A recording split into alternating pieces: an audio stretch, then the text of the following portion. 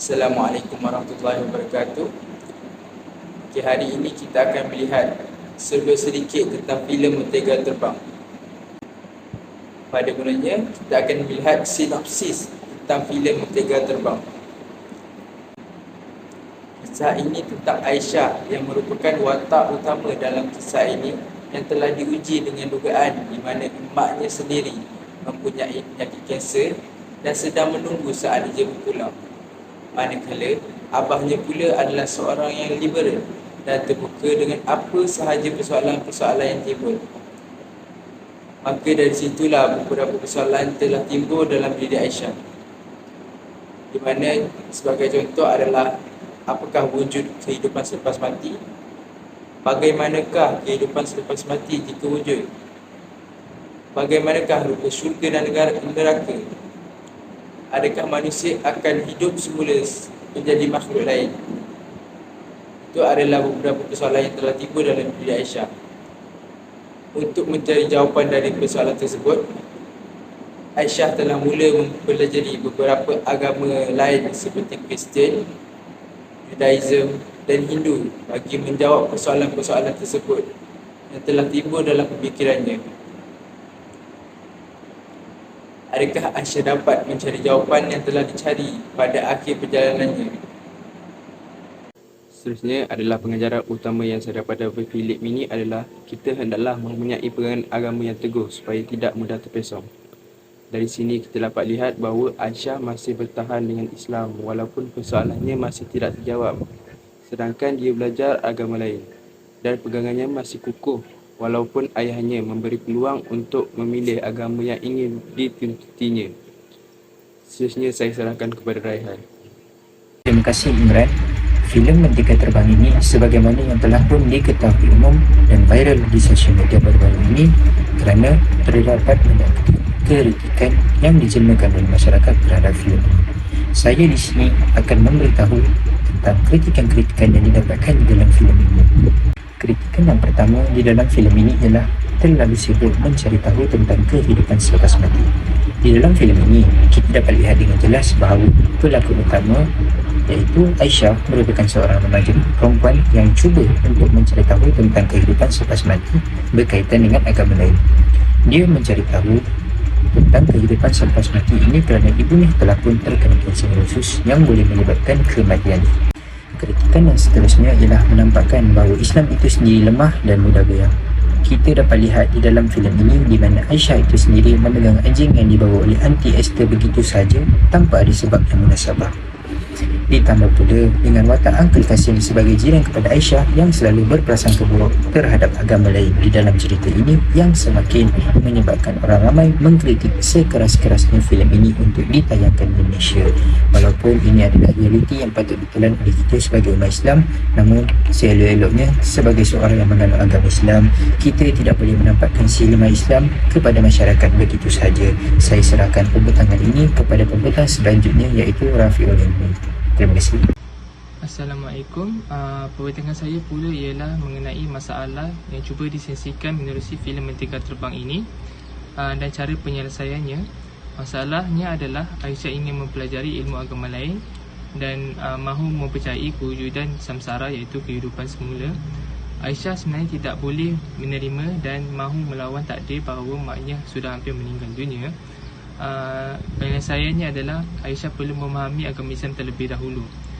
Konsep samsara ini sebenarnya dipetik daripada antara kitab suci Hindu iaitu Bhagavad Gita tajuk 2 ayat 22. Seseorang itu memakai pakaian baru dan meninggalkan pakaian yang lama. Ia bermakna roh memasuki jasad yang baru dan meninggalkan jasad yang lama. Ianya sama dengan konsep samsara. Tapi kalau menurut kitab Veda iaitu kitab suci Hindu yang paling rasmi, yang paling asli, yang paling betul, kitab Veda memberitahu tentang punarjanam. Punar bermaksud selepas, janam bermaksud kelahiran, selepas kelahiran, bermakna mati. Sebenarnya punarjanam ini nak memberitahu kehidupan selepas mati, tetapi konsep samsara ini diwujudkan sebenarnya daripada oleh ulama-ulama Hindu. Mereka sebenarnya salah faham tentang ayat punarjanam dan mereka mewujudkan satu konsep iaitu konsep samsara. Tapi kalau kita berfikiran terbuka dan kita cuba mempercayai konsep samsara, konsep samsara ini adalah satu kitaran hidup, mati dan hidup balik. Satu kehidupan ini adalah kehidupan infinity, tidak ada limit. Dia akan kitaran sampai bila-bila.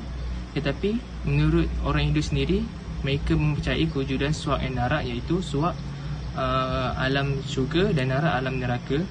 Sebagai contoh, dalam cerita Cars, pelakon utama ini adalah Lightning McQueen, dan satu cerita kartun animasi siput iaitu Turbo. Lightning McQueen ni dalam cerita Cars ni, Lightning McQueen berlumba dengan Dinoco dan berlumba dengan Chicks untuk merebut piala piston. Mereka berlumba, siapa menang dapat piala piston, tetapi mereka berlumba tiba-tiba Turbo yang menang. Adakah itu satu logik? Adakah tiba-tiba Turbo tu daripada watak, daripada cerita lain tiba-tiba dia menang dalam cerita Cars, adalah itu satu logik? Sama juga macam kitaran, sama juga macam samsara. Kehidupan adalah infinity, tetapi di luarnya ada syurga neraka. Adakah info-info daripada agama Hindu ni boleh dikaitkan? Dan info-info ni memang sangat susah nak difahami, tak boleh terima akal dan juga hati. Tapi menurut agama Islam, surah Az-Zumar ayat 68 mengenai tentang kewujudan akhirat. Surah Muhammad ayat 15 menceritakan tentang ciri-ciri syurga dan neraka. Maknanya kat sini Islam mengatakan, Islam mempercayai bahawa kehidupan selepas mati dan adanya hari penghitungan. Amalnya baik pergi syurga, amalnya buruk pergi ke neraka. Maknanya info-info yang diberitahu oleh agama Islam ni adalah masuk akal, logik, dan boleh senang difahami dan boleh diterima akal dan hati. Adakah agama Islam ini betul? Surah Al-Imran ayat 15, ayat 19. Agama di sisi Allah hanyalah agama Islam sahaja, tidak ada agama yang lain. Selepas kita dah mempercayai agama Islam, selepas kita dah memahami agama Islam, selepas kita dah tahu kebenaran tentang agama Islam, kita sudah menjadi Muslim yang bertakwa, Muslim yang percayakan Islam. Maknanya kita kena ikutlah ajaran Islam. Ajaran Islam mewajibkan dan mempercayai tentang qada dan qadar, untuk menerima qada dan qadar. Surah Ar-Ra'd ayat 39 mengenai takdir yang telah ditentukan oleh Allah sejak azali lagi. Maknanya kita perlu menerima takdir. Takdir ini adalah satu fitrah, seperti lelaki suka perempuan, perempuan suka lelaki, dan manusia perlu makan untuk hidup. Ini satu fitrah sebenarnya takdir ni. Sebab apa? Macam mana Aisyah tidak boleh menerima takdirnya, mahu melawan takdirnya bahawa mak dia hampir meninggal dunia, tetapi Aisyah sebenarnya terima takdirnya bahawa maknya, iaitu Jamhariyah, adalah mak kandungnya. Kenapa dia tidak melawan takdir bahawa maknya adalah Anti Esther? Maknanya dia telah ditakdirkan bahawa mak kandungnya adalah Jamhariyah, bukannya Anti Esther. Maknanya dia dah terima takdir, tetapi dia nak melawan takdir bahawa mak dia nak mati. So itu sahaja daripada saya. Saya akan serahkan pemandangan seterusnya kepada Azwan. Assalamualaikum dan terima kasih Helmi. Seterusnya, saya akan sambung iaitu pengajaran dan cara yang sepatutnya pengajaran tersebut disampaikan menerusi media. Pengajaran yang dapat saya simpulkan ialah kita hendaklah mendalami Islam dengan lebih mendalam terlebih dahulu.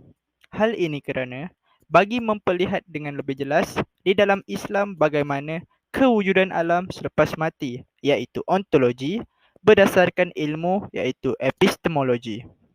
Hal ini kerana di dalam Islam telah menjelaskan bahawa wujudnya alam akhirat yang mana telah disebut di dalam Al-Quran, Al-Sunnah. Di dalam filem ini, Aisyah merupakan seorang anak yang ingin mengetahui apakah nasib ibunya apabila ibunya meninggal dunia kelak disebabkan oleh penyakit kanser, sehingga menyebabkan dia belajar dan memahami kesemua agama tetapi tidak mendalami Islam dengan lebih mendalam terlebih dahulu. Bagi saya, agama lain hanya menunjukkan secara samar-samar, manakala di dalam Islam telah disebut dan diberitahu secara jelas di dalam Al-Quran. Akhir sekali, cara sepatutnya pengajaran ini disampaikan ialah melalui pengiklanan di sosial media. Hal ini kerana semua sedia maklum bahawa sosial media merupakan antara platform yang mudah untuk diperluas. Sosial media telah menjadi platform utama bagi menyampaikan sesuatu maklumat secara cepat dan efektif. Oleh itu, kita semua boleh mendalami agama Islam dengan lebih mudah hanya melalui pengiklanan di sosial media seperti TikTok dan Instagram.